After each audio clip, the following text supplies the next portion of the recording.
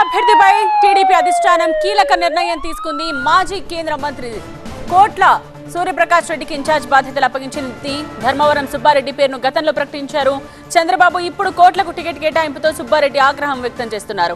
సుబ్బారెడ్డి పేరును ప్రకటించినప్పుడు పరిస్థితులు వేరు అంటున్నారు కోట్ల. ధర్మవరం సుబ్బారెడ్డి పేరును తొందరపడి ప్రకటించారు అని చెప్తున్నారు. అందరితో మాట్లాడి ఇప్పుడు నా పేరును ఖరారు చేశారు అంటున్నారు కోట్ల. మొత్తానికి కేంద్ర మాజీ మంత్రి కోట్ల సూర్యప్రకాష్ రెడ్డి పంతం నెగ్గించుకున్నట్టే కనిపిస్తోంది. డోన్ నుండి బరిలో నిలిచేందుకు ఆయనకు లైన్ క్లియర్ అవ్వడం స్థానికంగా హాట్ టాపిక్ గా మారింది. నిజానికి ఈ నియోజకవర్గానికి 2 ఏళ్ల క్రితమే ధర్మవరం సుబ్బారెడ్డిని ఇన్ఛార్జ్ గా ప్రకటించారు.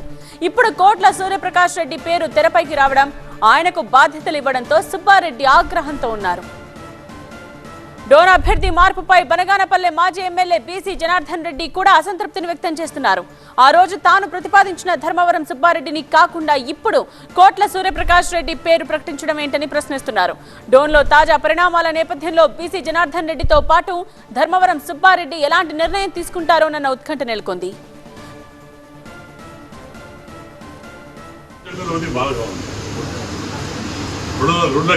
సంతోషపడతారు, 12 లక్షల మంది బాధపడతారు. ఇది కర్నూలు నంద్యాల ఒకప్పుడు నాదే, కానీ ఇప్పుడు పరిస్థితిలో మీ నంద్యాల పార్లమెంట్ ఉంది, మా దగ్గర సుబ్బారెడ్డి అమలు చేయ ముందు ఒక పరిస్థితి వేరే ఉంది. అప్పుడు కొన్ని పొరపాటు తొందరపడి చేసినటువంటి అది దాకా మాట్లాడాలి. తర్వాత ఈ మన స్కిల్ డెవలప్మెంట్ దాంట్లో కేసులో ఈయన పేరు 34 ముద్దాయి. తర్వాత ఇప్పుడున్న మీ మంత్రి దాన్ని ఇవ్వాలి, ఈయన పేరు మున్సిపల్ జైలు పంపడం జరిగింది. దానివల్ల ఇప్పుడు ఆయన గుర్తుపట్టాడు చంద్రబాబు నాయుడు. అన్ని పరిస్థితుల్లోనూ రాజధాని గెలవకూడదు, దాన్ని కవర్ చేసిన జరుగుతాడు. అప్పుడు చూసుకొని అన్ని రకాలుగా సర్వే చేసి కృష్ణమూర్తి గారితో అందరితో మాట్లాడి అందరూ కలిసి దాన్ని అనుకోవడం జరిగింది.